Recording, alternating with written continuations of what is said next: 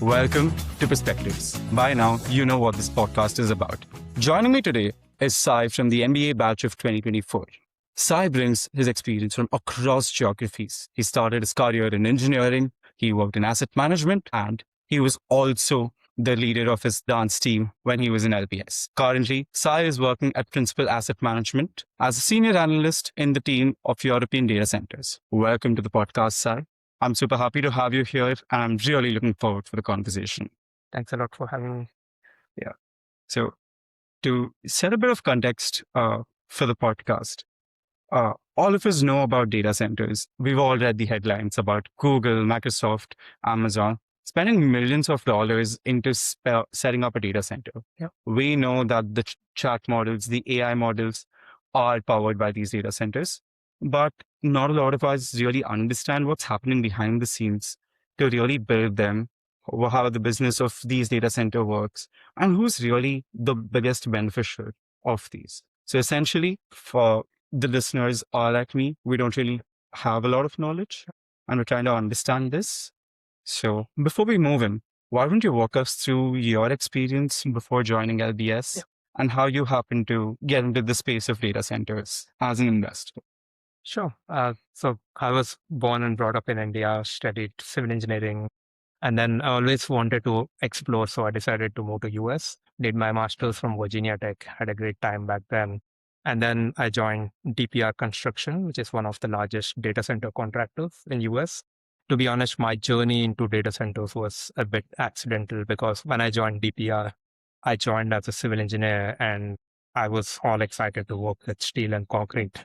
But my first project was a data center project, retrofitting an existing data center. And it was quite difficult back then because I didn't understand anything about all the technical aspects. I was joining as a civil engineer, but eventually I fell in love with the technical complexities of the data centers. I spent almost 3 years in Phoenix working on multiple data center projects. Had a great experience with DPR over there. And thanks to some visa complications, I had to relocate to Europe. I worked for another 2.5 years in Netherlands and then Switzerland, again, working on a lot of design and construction projects on data centers. Eventually spent about close to 5.5 years designing and building data centers. Really loved the challenge of working on these data center projects. I think quite technical, complex assets compared to other real estate buildings in general. Which is what I was most excited about. But at the same time, I wanted to see the world outside of construction, which is when I decided to do my MBA. So I moved to London, joined LBS. To be honest, back then, during my time at LBS, I was quite focused on consulting. In addition to the dance club, I was the president of consulting clubs as well. Eventually, I think I had some special association with data centers. So I guess I landed this job with Principal, working in the investment side of data centers. So it's interesting. And you joined LBS in 2022. Yeah. And you worked in data centers before that. Yeah. So this was a time back when there was not a lot of AI for everyday users like you and me. How did the data center world look back then? Like, did people know what they were? And how do you see the evolution of data centers from that time to what you're doing now? Sure. I think maybe there is a big change in the market around 2022 when ChatGPT was launched, which is when the industry really took off at a different scale. But even if we were to look at the industry before 2022, data center has been a growing industry for a long time, maybe all the way from early 2000s. So I think the industry has been growing, but the CAGR was probably in the single digits. But it's only in 2022, after the launch of ChatGPT and the evolution of large language models, maybe the growth grew exponentially. Now the CAGR is in the double digits right now, maybe even low 20s in some cases, depending on the markets that you look at. I think there is also a bit of a change in terms of the industry. Obviously, there is a big change in the awareness. When I joined LBS, if I told anybody I worked in a data center, very few people recognize what it was. But by the time I left LBS, if I told anyone I worked in data centers, they would be like, okay, you are really fortunate to be in this space because they are all over the space right now. Right. And then there are a lot of changes that happened in the industry itself, where the data centers are going, the type of investment and the technology, which also changed quite a bit with the evolution of AI. And probably back when you were working with DPR constructions, it was data centers for more cloud providers like Azure and AWS. Yep. And how bigger was the supply now since 2022 as compared to how it was, like the demand? What was the exponential growth that you've seen since you've been part before and after the boom of AI?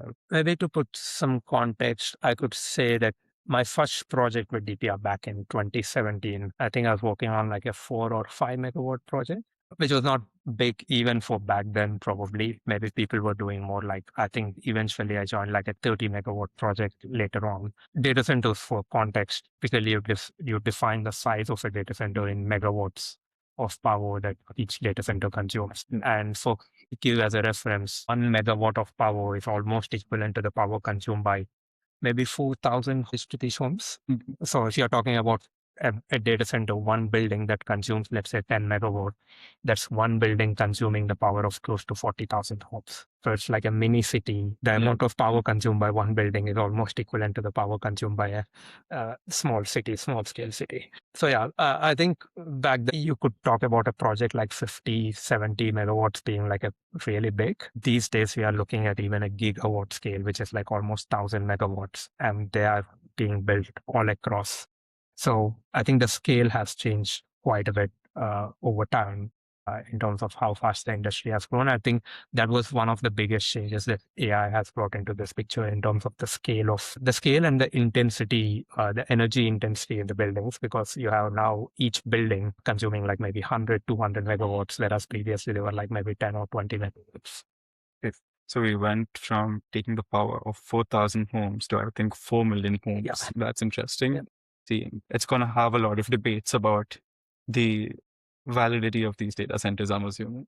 Yeah, I think there are definitely certain challenges as well from a community acceptance standpoint, which is probably fair to understand. Like if you're building a single building that's going to consume the energy equivalent to an entire neighborhood or an entire subset of a city, there will be questions asked on, is this the most appropriate investment to be made in that community? But I think operators have evolved over time to understand the community needs and address those needs in order to keep growing this industry. Yes. And before we move further, you've mentioned that joining LPS consultancy was your main goal. You decided to be the president of the consultancy club. Yeah. Just for us to understand more about your journey, so you've spent enough time in the engineering side of businesses, and then you decided to go to consultancy. Was there something specific that drew you to consultancy? We know that most people joining a business school want to join consultancy to be a part of the brand. So could you walk us through what your idea behind was and how that changed when you were at LBS? As I said, I think before I joined LBS, my background was primarily in construction, that too working in data centers. So I felt like my experience was very niche.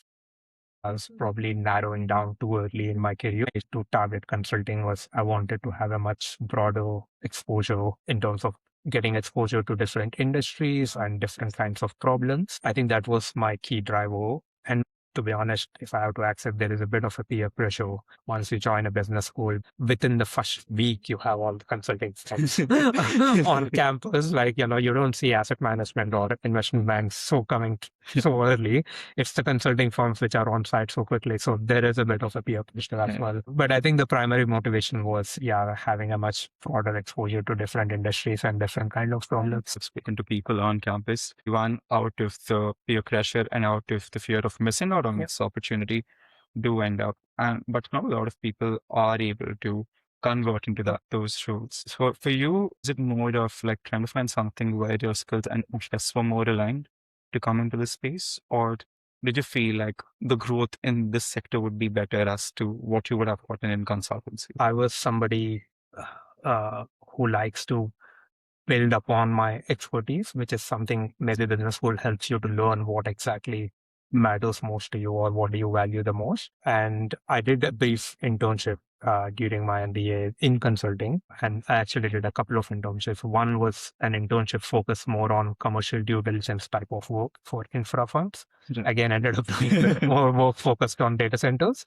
And then I did another internship focus more a bit more of a generalist type of consulting. And I could see myself enjoying more when I was actually working on a problem that was related to the industry that I already knew versus starting from scratch on an industry that is completely unknown to me. And a lot of times, I don't know, I was feeling like, okay, I'm communicating something to the client that I was researching online, sharing something that I'm already an expert in, advising the client. And the second factor was, obviously, like as I was researching more and more, I realized like, why am I leaving an industry that is growing at an exponential growth rate when I already have a domain expertise and trying to become an expert in a completely unknown industry that I have no knowledge about?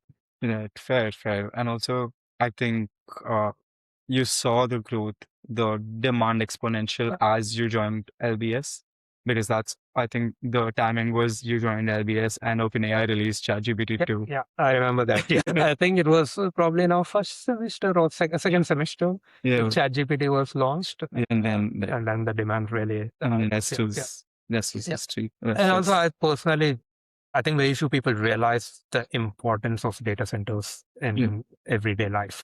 If somebody is watching this podcast, that's because this is going into some data center and then you are able to stream it. Like if we use, let's say during our time at LBS, we used to use Canvas. I don't know if that's still the product. That's still there. And I don't think it's updated since then.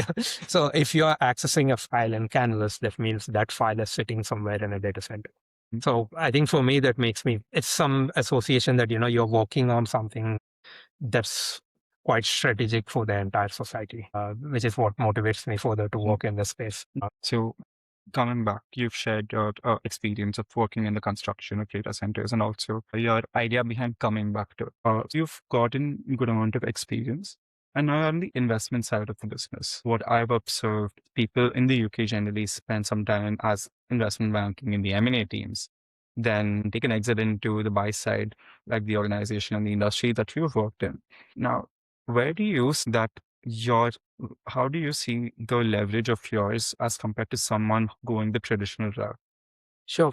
I think maybe if we take a step back and see what are some of the key skill sets or the knowledge that you need when you are on the investment side, I think there is one, the knowledge and experience of structuring a deal. Number two is the financial modeling once you have done that. And number three is having the domain knowledge. You need to understand what you are actually investing in versus or there are certain firms who place a lot more emphasis on who have the more domain knowledge. And then you could pick up more on the financial modeling side.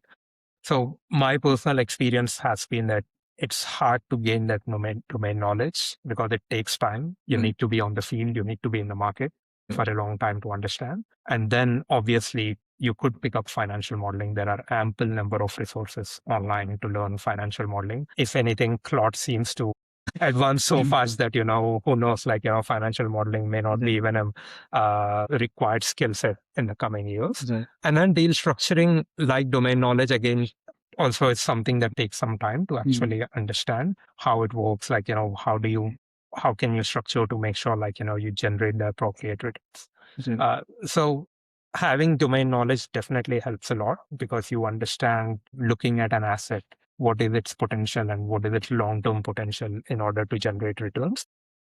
That said, there is a steep learning curve when you move from an engineering role into the investment side, both in terms of like the deal terminology, the deal structuring, and also in terms of like actually implementing the deal in the financial modeling in terms of implementing it in Excel. That's a steep learning curve, but as long as you are a curious person, that's something that is definitely something you can pick up. Would you help us walk through how the business of a data center works on a high level? Who are the players, how the deal flows is, essentially what the life cycle of a deal would look like. Let's first start with maybe who are the players and how the business model works. There are two ways to look at it. Let's start from the hyperscaler side because they are the biggest players in the market. When I talk about hyperscalers, these are the largest cloud computing firms like Microsoft, Google, Amazon, which have been in the market for a long time, have gigawatts of capacity across the world. From their standpoint, their business model is more like, it's more from a software as a service standpoint. Okay, I build these data centers, but a lot of times my revenue comes from the software that is installed on these servers. and then I serve it to the users, and then I charge per user. So that's a bit of a different business model. When you look at more from a typical investor standpoint, in terms of like the people who actually operate data centers, you call it as a co-location.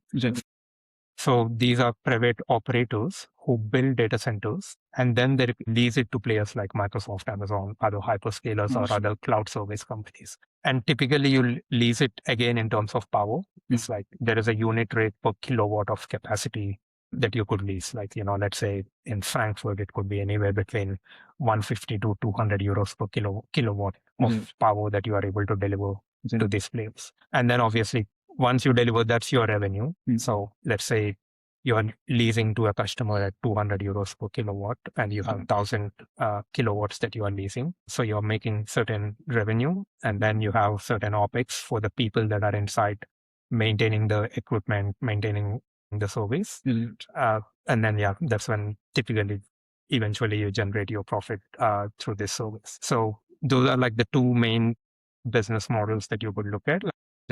So one of the model is like complete ownership, and one it's like essentially renting out certain parts of the data center. You divide the power, you divide the physical space. Even in co-location, there are you could look at two main models. One is wholesale business. Like let's say I build a data center with 10 megawatts. I bring in only two customers, each one taking 5 megawatts. Obviously, the unit rate you can charge as the deal size grows is much less because you're selling in whole scale, typically to any other wholesale business. But then there is the retail side where you could have a 10 megawatt side, but you could have maybe even 200 customers. Each one's there is a customer leasing just 10 kilowatts. Or 20 kilowatts, in which case you could charge the unit rate is way higher because the overhead and the admin to process so many clients is much higher. That's like a generic wholesale versus a retail rate. So one part, it's the people generating the data, like the hyperscalers that you've mentioned. The other, the users, probably a tech company like Netflix or others who would require that infrastructure, the software, as you mentioned. Now, where in the midst of all this, where does the financing, how the valuation and all coming? I think when you look at investment opportunities, you could probably broadly classify in a couple of ways. One, because in any investment market, it's a risk-reward balance. In that perspective, there are four opportunities. Let's say core plus value add and opportunistic investments. So if you are looking more at a core plus investment, what you could do is let's say there is an operator who has already built a data center and then leased their space. They could be looking at doing a sale and lease back where they sell their building and then lease it back from you. And essentially they pay the rent back to you every year. That way they have unlocked some cash that they could invest in their business. So that's a core business because now as an investor, you have a tenant that's going to pay, you have a lease that is for next 10 or 15 years, essentially. And there's not much value add that you can do in that space. And then when you look at the value add or opportunistic, that's where you could go into the development play. Like there are players who are buying land and then working for a couple of years to secure power. And then you could sell the powered land. Let's say you buy land for maybe, I'm just giving a random number, for an acre of land for 10 million. And then you are able to secure 4 megawatts of power. And then let's say each megawatt powered land is selling for 3 or 4 million. Now you are able to sell it for 16 or 20 million. So that's the profit that you are made. And then you could go into the pure development play where you actually buy this powered land, hire a contractor, actually build a data center, and then lease it to a operator. And the key metric that you look at in that case is what is your yield on cost. So in simple terms, let's say if you are investing $100 million to build a data center, what is the annual rent you could charge or the net NOI that you are generating? Let's assume that, on 100 million, you are generating about 10 million per annum in revenue. So the yield on cost is about 10%, which is probably a bit typical for data centers. The yield on cost is roughly about 10%. And the way you generate profit there is when you exit an investment like that, typically maybe 10 to 15 year lease, you might be exiting at 5% yield. So that's the margin that you generate at $10 million revenue NOI with a 5% yield. almost translates into $200 million valuation. So you have almost generated like $100 million value in that case. There are essentially in the investment theses are core plus, value add, and a few other opportunistics. Normally, where are most of the players located in with the core plus? I think they're across the spectrum, but probably most of them are more focused towards value add and opportunistic, where people are focusing on development, like, essentially developing new data centers than buying into existing. But there are also several operators who want to, or the players like pension funds or other investors who want to secure these data centers with long-term leases. Because let's say you have a data center with a yield of 5 or 6%, but if your tenant is Microsoft or Google, you have one of the best tenants that you can have in the world with a 15-year lease. So you have secured your income for the next 15 years. So yeah, there are equally good number of investors who are looking at assets like that. So a pension fund would ideally want when the data center is already established and not in the construction phase? It depends. Like today, even pension funds or any investor tries to diversify their investments. So they could put some pool of money into core assets, and then they could put some pool of money into development, because at the end of the day, the risk changes once you move into the development side. There could be 100 things that could go wrong. Obviously, I explained a really fairy tale scenario where somebody made $100 million profit on a $100 million investment. In development, 100 things could go wrong, and you could lose all the investment that you made, whereas the risk potential is much lower in a core investment. So it really depends on the investor, their investment strategy, how they are diversifying. But right now, there is a lot more focus on development because there is a growing need for new data centers. Because the market is extremely supply constrained. Right now, there's so much demand and not enough supply. So there's obviously a lot of attraction towards investing in new data centers. Also, you've mentioned while in terms of the sourcing, one would be land and one would be power. Would these two be the main bottlenecks when it comes to building a new data center? I think the key constraint right now is power more than land, or you could call it a powered land. But at the end of the day, it's the power. Any market that you go into, especially if you're in the primary markets, like if you take Europe, call the primary market, there are 5 cities, like we call it FLAP B: Frankfurt, London, Amsterdam, Paris, and Dublin. These are like the 5 core markets in Europe. It's extremely hard to get power in any of these markets because there's so many requests to the grid authorities, like, asking for power. And I think the grid system was not set up as well to supply so much power in such a short time frame. And then, which is why there's also a push towards moving towards secondary markets as well. And that's one of the places where AI has actually changed the dynamics, because during the cloud era versus the AI space right now, one of the big differences was when you were investing in a cloud data center, you need to be close to the market, which is why you see the big cities like Frankfurt, London have the most capacity, because this is where there's a lot of processing requirement. When it comes to AI, I think there are 2 main loads. One is the training and one is the inference. So when it comes to training, you don't need to be close to the market. So you could be, I think there was recently a report that close to 40% of new AI capacity is going to Nordics, because you have a lot more power available, which is also a much more renewable, sustainable power that you could get. So you could potentially have this training site anywhere, as long as you could get probably much better power and the resources to build it. So the AI landscape has changed and made building them in tier 2 markets more incentivized. Yeah, I think the demand has grown so much, and there's a new business model or a new requirement where we call this being closer. It's a term called latency in data center. It's essentially, in simple terms, the time it takes for a signal from the user to go to the processing center and come back to you. This is not a critical factor when it comes to training. Because in training, you're dumping a lot of data to the servers to process and come back with a model.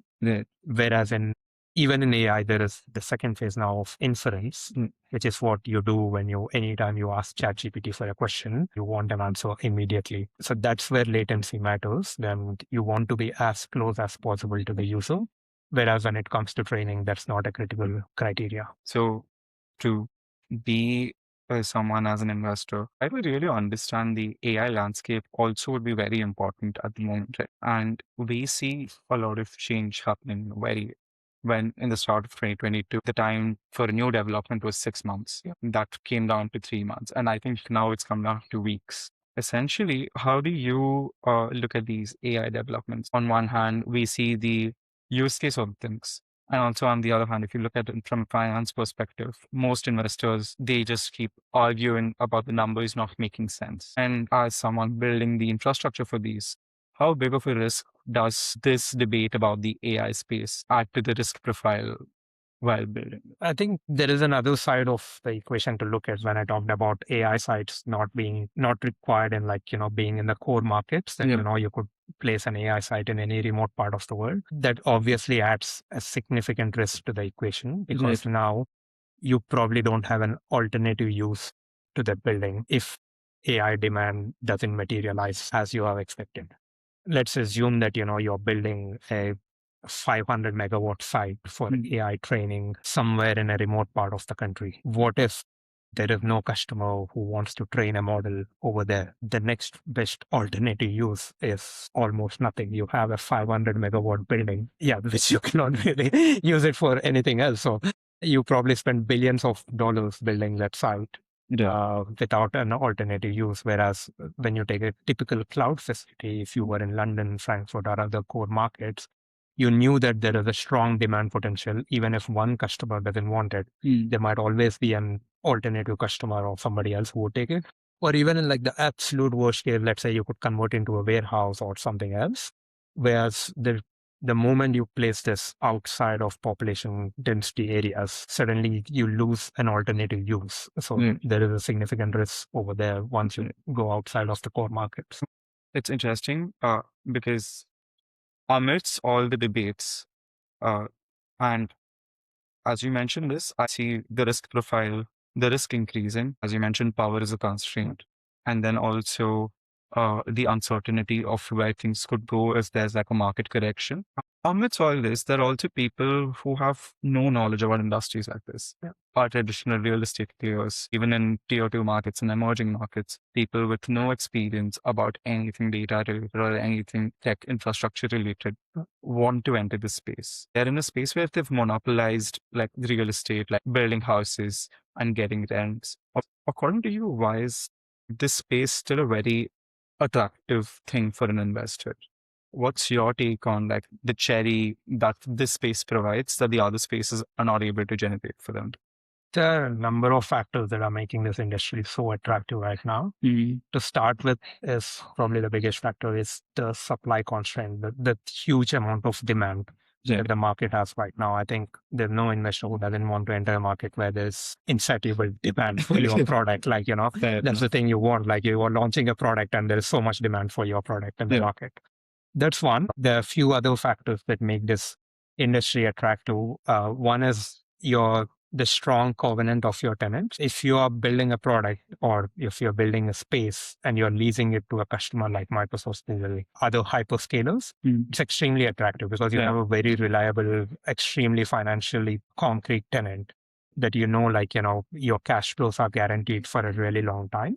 And also a typical lease for data centers is extremely long. It could be 10, 15, I've even seen leases for 20, 25 years. So your cash flows are guaranteed for a really long time from a tenant who is extremely financially solid. And then a lot of times there are barely any break clauses. So it's like as concrete as it can get in terms of securing your income. Essentially this combination of demand for new product and also the terms at which you could sell that product.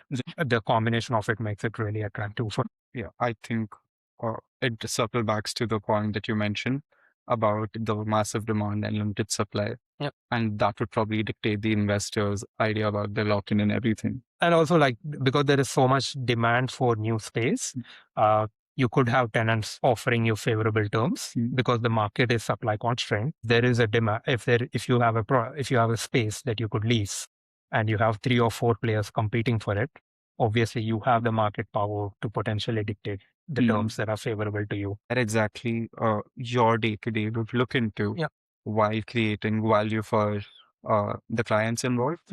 And what's the winning strategy for the investment company while a deal is being closed? I think during the due diligence phase, if you are a core investing in a stabilized asset, what you want to make sure is that, it's a long-term asset, like the building that is designed and built is something suitable to be a data center for the next 10, 15 years, not right now. And the tenant you have has a good financial backing and somebody, who can pay the rent for the coming years. And also you look at what is the alternative use in the absolute worst case if the tenant were to leave. Is this a building in the right location, in the right place, with the right connectivity that you could potentially release it to a different operator? And then the other play that you do is like you could buy a building which has a lease term of like next 3 years, and then you could work with the tenant to regear the lease into next 10 or 15 years. So that's where you could generate a value in the core or core plus strategy. Now, once you go into the development, then there is a lot of management to be done to ensure that the development is actually successful. Because you could have delays in securing power, you could have delays in securing permit, you could have delays. I think construction projects rarely finish on time. So I think that's where there's a lot more active management to make sure that the building actually meets the required specifications that you thought of when investing, and then actually securing a tenant. Understood. Because Yeah. I think that's a key thing as well, and that determines the exit value. Understood. So essentially, due diligence would be one of the factors. And also the traditional functioning of a private equity firm. They bring in and they try to increase the value that the company is building. If you look from a typical private equity standpoint, if you're investing at an operator level, let's say there's this operator you invested in who has only 3 sites right now. You have capital to spend with them, and then you could queue that capital in order to acquire another 10 sites over the next 4 or 5 years. That's how you are scaling the platform. Fair. Makes sense. And also, this also adds to how your understanding of the ground level of this would be very helpful doing the due diligence. And also, probably, if there's some bullshit, you could be able to call it out immediately as compared to someone who doesn't have that ground level understanding. Obviously, I think especially in due diligence and the technical due diligence side, also during the development management, having a domain knowledge helps a lot. They bring their own knowledge in terms of deal execution, which is something obviously you could learn that, okay, I need to do technical due diligence, I need to do commercial due diligence. But a lot of times the answer is not black and white in terms of the due diligence, So how do you evaluate those risk factors to make a decision that, it's an asset that is worth investing, is something you could only gain through practical experience than what you could just read online. For our conversation, we've discussed about how the operations are. We discussed about what the main requirements for building a data center is. Now I want to understand from, let's zoom out a little, look at from a macro perspective. Essentially, there's a lot of power requirement for a data center. There's heat generation, so we need cooling systems. You also mentioned yourself that Nordic countries have become something more attractive because of their natural cool climates, their ability to generate power in a renewable way. And also they have a very low population density. Does this make Europe very attractive to build a data center because they've kind of challenged the issues by their natural geography or by the natural availability of the resources that they have? Well, and then as you look at Europe as a whole, I think it's hard to say that because even if you look at Europe, it's quite diverse again, even from a geography and climate standpoint. Not every country, like the climate of Nordics is not same as Spain or Portugal. Fair enough. So there are certain regions that have some advantages, especially if you look at Nordics, in terms of like having cheaper power, renewable energy, and then also having a cooler climate. So obviously you could probably run your data center in a much more efficient, from an energy efficient standpoint. So obviously there are certain regions with some advantages, but it's hard to say that, okay, the entire region or the entire Europe has the same advantage because you have quite diverse geography across. And so since Europe is a developed market, the positioning would be different. And also based on the requirements, as you said, there's more demand requirements. And also governments and countries have realized the problems of not having data sovereignty. So it's become a policy of most governments to have their data, a part of their data generation to be within their countries. Now, and obviously that's going to create more demand across growing countries. Now, would you say data centers in emerging markets is the new opportunity, or do you say there's still a lot of nascent stages and someone with a lower risk profile should wait before going into the emerging markets? There is definitely a massive opportunity in the secondary markets. Like, there's a lot of new builds that are coming up in cities like Milan, Madrid, Berlin. There are some key secondary markets where probably historically there's an underbuild in terms of the capacity that was required. And that is really picking up right now. And then there could be some territory cities as well where probably there is not a lot of capacity that is built right now, where there could be an opportunity. But I think it's something you need to time it right in the market, that you could be too early to a market, then you have to hold your asset for too long, or you could be too late, then you won't generate the returns that you were expecting. So it's hard to generalize, but yes, there are definitely attractive opportunities in the secondary and tertiary markets. It's about getting the timing right to make sure you are entering the market at the right time. Also in secondary markets, there are certain concerns in certain cities that maybe there is a potential for overbuild, because everybody thought, okay, this city is the most attractive market to go into. Everybody started building at the same time. And now you might be wondering, maybe are we building too much in this space, like, in a secondary city where maybe there is not as much demand as you thought. It's also all that's with regard to any development, right? You can't be as certain to how much something would grow, and every asset class has the problem of not timing it correctly. Do you see the market moving to a place where it's like a closed loop where only select players are investing, they're benefiting, and in making money out of it? I'm not sure if I would say as of now there are only select players. There are good players right now who have probably invested a lot more than other players. Yes, there are some big players right now in the market who have invested billions of dollars into this space. And then there is obviously space. And then you also have these players who have invested billions of dollars, now looking to diversify, and now they want to exit their positions and they are looking to recycle their capital. So there is probably opportunity for existing and new investors. Okay. I don't think the market is that close. You definitely need some expertise. If you were doing purely residential development in a market for a long time, it might take you much more time and expertise in order to build a successful data center development versus somebody who has been doing this for a long time. Right. Fair enough. Fair enough. Also it brings to the parallels of expertise, and big players always have the advantages on their side as compared to some new entrants. Still for that to happen, right? Not just from an expertise standpoint, it's also the relationships that you build. Right. There are a lot of relationships that you need to build in order to successfully develop a data center. It's the relationship with the local authorities. It's the relationship with the power supply companies. It's the relationship with the contractors. It's the relationship with the suppliers, to procure and all the components that you need in order to build. And then it's the relationship with the tenant.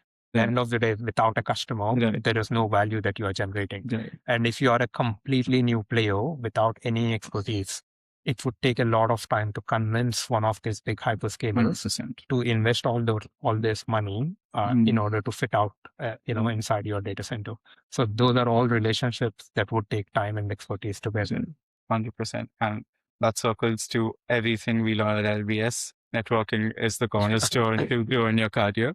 As we've discussed a lot about the space from an investor's perspective, from the operator's perspective. Now, as you mentioned, there's a lot of learning to go. Is there some industry trends that you would suggest people to read upon to have a better understanding of this? And what is your perspective of what to look into for 2026 and beyond for the space? I'll say, I think there is a lot that is happening in the market. To be honest, I follow so many resources and it's still hard to catch up what's happening in the market with how fast the market is growing. There are some prominent resources like Data Center Dynamics, Data Center Magazine, and other resources that you could follow to make sure you are on track with what is happening. I would look at the way I track is there are two ways I look at. One is from a finance standpoint and the other from a technology standpoint. From a finance standpoint, okay, how people are investing, like, which platforms people are investing, How did they structure the deal? What kind of returns that they are looking at? Which markets are people investing in? What kind of build timelines? Or, what is the scale of capital that they're investing? Who are the investors? Who are the operators? Who are the tenants? So these are certain things I looked at from a financial standpoint. And then there is a thing to catch up on from a technology strategy of data centers is also advancing really fast in terms of the servers, the GPUs that NVIDIA is launching. So there's always a lot to learn from a technology standpoint as well, because at the end of the day, you are building to the latest tech specifications to make sure that, your facility can survive in the long term. Having the broader knowledge of the industry and trying to find where you lack knowledge and try to build over that would be the advice you would give. Like, yeah, definitely. I think building the relationships is really important. It's not just to get into the industry, but in the long term, especially if you are in the deal space, you need to build the relationships with people across the spectrum. And it doesn't have to be transactional. Speak to people purely because one, I enjoy the space and I like to have a conversation just to understand what is happening. And two, it is, even though it's a growing industry, there are still limited number of people that have been working in this space for a long time. But there is a lot that you can learn from them.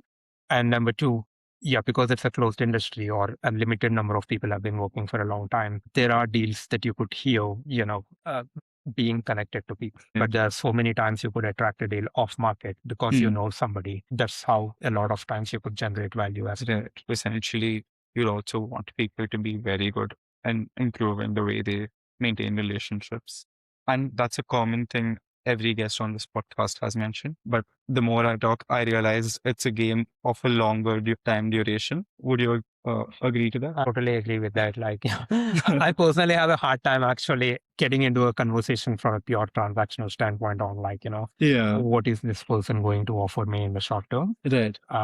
And also maybe that's me being just too passionate about this industry or something I genuinely enjoy working in this space. So I like to talk to people. And in a way, I also like to offer my expertise on, what I can share based on being in this industry for a long time. And it's something I also genuinely enjoy. I mean, I'm still in touch with my manager from Phoenix, who I haven't seen for the last 5 years.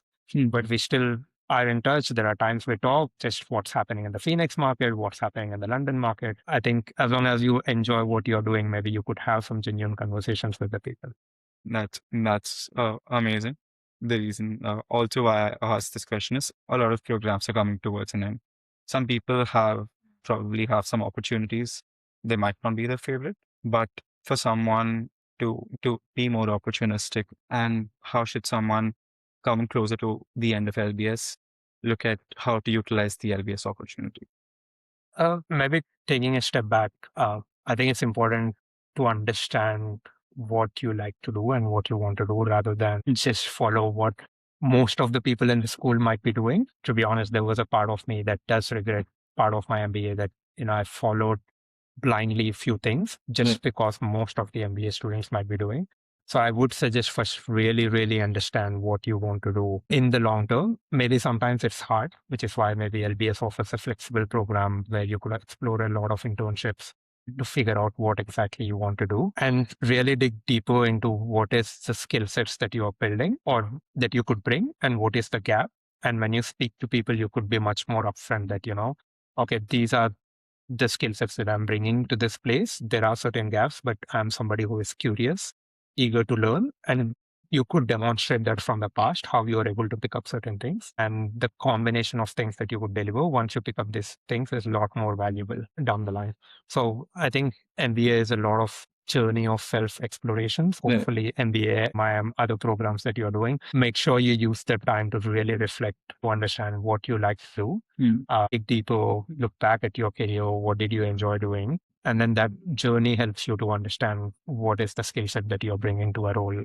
I think that comes naturally once you understand that when you speak to people. That is actually a very heavy conversation. As I mentioned at the start of the episode, I'm someone who doesn't understand the business aspect at all.